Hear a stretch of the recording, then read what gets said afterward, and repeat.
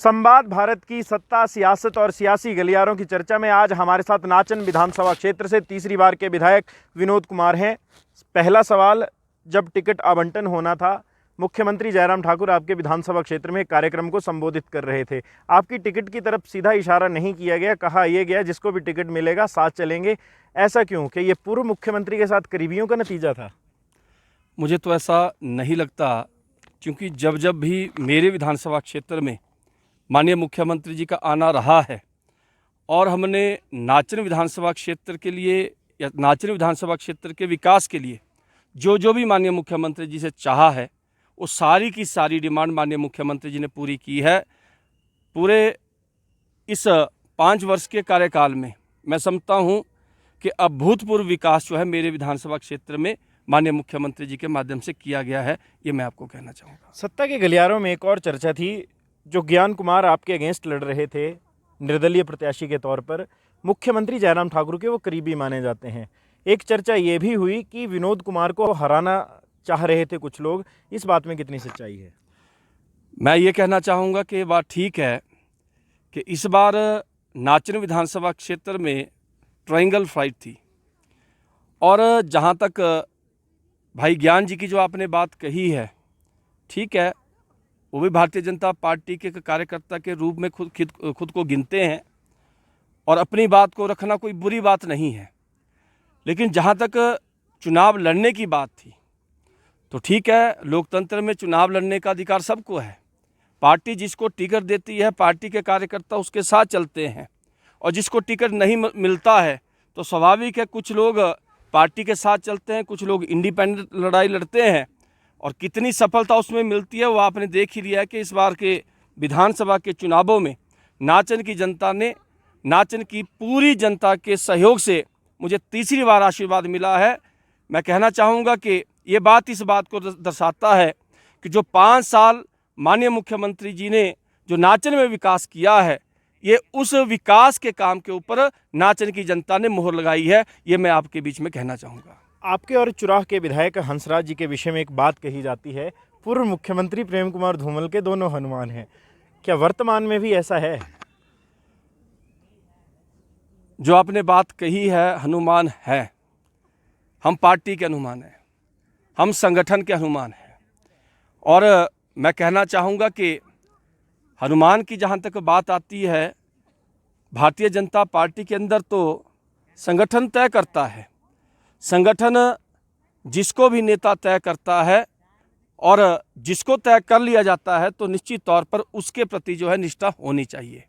तो पार्टी ने पिछली बार आदरणीय जयराम ठाकुर जी को नेता तय किया था, मुख्यमंत्री बने थे।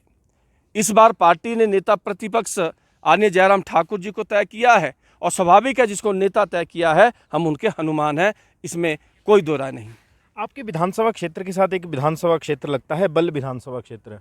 वहाँ पर मुख्यमंत्री जयराम ठाकुर का ड्रीम प्रोजेक्ट बनना था, वो बन नहीं पाया। उसके पीछे मेन वजह क्या रही? वहाँ की तो सीट भी आप जीते हैं। ये बात ठीक है कि माननीय मुख्यमंत्री जी का एक ड्रीम प्रोजेक्ट था कि इंटरनेशनल एयरपोर्ट हमारा बल में बने। इस बात को लेकर के माननीय मुख्यमंत्री जी ने हर संभव प्रयास अपनी ओर से किया है। मैं समझता हूँ कि आने वाले समय में जब भी हिमाचल की जनता भारतीय जनता पार्टी को हमें मौका देगी, तो निश्चित तौर पर जो माननीय मुख्यमंत्री जी का ड्रीम प्रोजेक्ट आदरणीय जयराम ठाकुर जी का है, वो निश्चित तौर पर आने वाले समय में बनेगा। ये मैं आपके बीच में कहना चाहूँगा। तीसरी बार के विधायक आप हैं। प्रदेश में जोरों शोरों में मिशन रिपीट की बात हो रही थी, मिशन डिलीट हुआ। मेन वजह क्या मानते हैं? इसमें मैं ज़्यादा कुछ नहीं कहना चाहूँगा, लेकिन इतना जरूर कहना चाहूँगा, कुछ जगह पर पार्टी के अपने ही कार्यकर्ता जिनको पार्टी का सहयोग करना चाहिए था, वो इंडिपेंडेंट लड़े हैं, जिसके कारण एक बहुत बड़ा नुकसान आपने देखा होगा पार्टी का हुआ है। तो मैं तो समझता हूँ कि इस बार की हार कार्यकर्ताओं के कारण नहीं हुई है।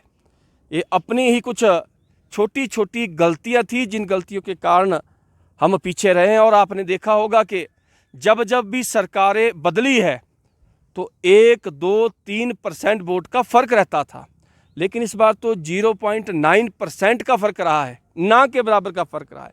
36,000 वोट का फ़र्क रहा है। तो मैं समझता हूँ कि हिमाचल की जनता सरकार से संतुष्ट थी। कहीं ना कहीं जो छोटी छोटी कमियां हमसे छूटी है उसके कारण सरकार नहीं बन पाई है। मैं इस बात को समझता हूँ। नाचन विधानसभा क्षेत्र अब इस बार विपक्ष की भूमिका अदा करेगा। शिक्षा भी मुद्दा है, स्वास्थ्य भी मुद्दा है, सड़कें भी मुद्दा है। हल किस तरह से करवा पाएंगे? निश्चित तौर पर नाचन विधानसभा क्षेत्र की समस्याओं को चाहे विधानसभा के अंदर उठाने की बात होगी, चाहे नाचन विधानसभा क्षेत्र की समस्याओं को विधानसभा के बाहर उठाने की बात होगी, मैं आपके चैनल के माध्यम से कहना चाहूँगा, निश्चित तौर पर पूरी मजबूती के साथ नाचन के पक्ष को रखा जाएगा, नाचन की लड़ाई को लड़ा जाएगा और लड़ाई जहां भी लड़ने की बात होगी निश्चित तौर पर मजबूती के साथ लड़ाई को लड़ा जाएगा और नाचन के का जो भी हक होगा उसको चाहे प्यार से, चाहे छीन करके, चाहे लड़ाई लड़ करके लिया जाएगा, लेकिन हक लिया जाएगा। मैं आपके बीच में कहना चाहूँगा। आप पीछे जैसे एक बात कह रहे थे कि इस बार भाजपा कार्यकर्ताओं की बदौलत नहीं बल्कि बागियों की बदौलत हारी है, क्या उसका एक इशारा ये भी समझें कि भाजपा के पास एक ऐसा नेतृत्व नहीं था जो बगावत को शांत करवा पाता? पार्टी ने, संगठन ने अपनी ओर से कोशिश की है और निश्चित तौर पर उस कोशिश में कहीं ना कहीं हम सफल भी हुए हैं, लेकिन जितनी सफलता उसमें मिलनी चाहिए थी शायद उतनी सफलता हमें नहीं मिल पाई, जिसके कारण आज हम सत्ता से बाहर हैं। और आने वाले समय में इन सारी चीज़ों को लेकर के संगठन विचार करेगा ताकि आने वाले समय में इस तरह की गलती ना हो, ये मैं कहना चाहूँगा। प्रदेश में एक व्यवस्था परिवर्तन की बात हो रही है, मुख्यमंत्री भी मंचों से कह रहे हैं हम सत्ता नहीं व्यवस्था परिवर्तन के लिए आए हैं। आप उस व्यवस्था परिवर्तन को अपने पैमाने में किस तरह उतारते हैं? माननीय मुख्यमंत्री जी के हर बात में एक शब्द होता है व्यवस्था परिवर्तन, और दूसरा शब्द ये होता है कि हम हिमाचल प्रदेश जो कर्जे में डूबा हुआ है, इस बात को बार बार अक्सर कहा करते हैं। हम हिमाचल प्रदेश में खर्चा कम करवाना चाहते हैं, व्यवस्था परिवर्तन करवाना चाहते हैं, और मैं कहना चाहूँगा कि क्या यही व्यवस्था परिवर्तन है? आपने हिमाचल प्रदेश में 6 CPS बना दिया, इससे खर्चा कम होगा, ये व्यवस्था परिवर्तन है। आपने हिमाचल प्रदेश में सरकार बनते ही आपने 9 रुपये लीटर सरसों का तेल महंगा कर दिया, क्या ये व्यवस्था परिवर्तन है? आपने 3 रुपये लीटर डीजल महंगा कर दिया, क्या इसी को व्यवस्था परिवर्तन कहते हैं? मैं माननीय मुख्यमंत्री जी से इस बात को निश्चित तौर पर पूछना भी चाहूँगा और जानना भी चाहूँगा।